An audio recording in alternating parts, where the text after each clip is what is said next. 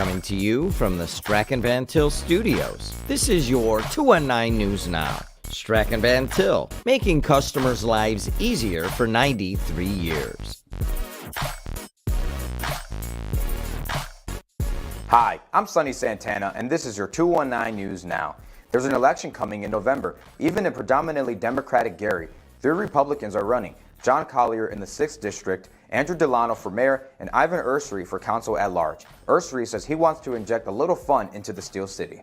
I can sum it up in this. I want to make Gary fun again. Okay. For the youth, for the young adults. I remember when I was younger, we had so many things going on in Gary.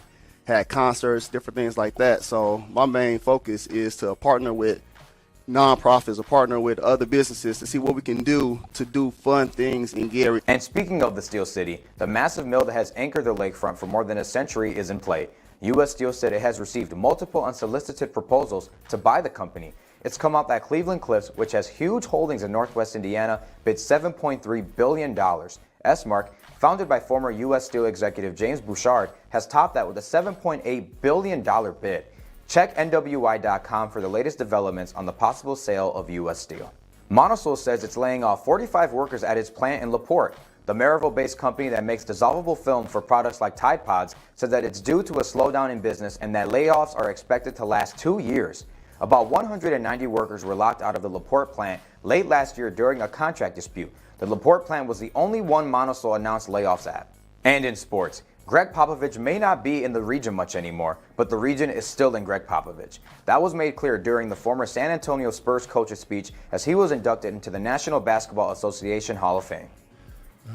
Dribbling downtown to East Chicago and going to the Catherine House to play ball, or going to the Gary, Indiana Armory to practice with Biddy basketball for Doc James.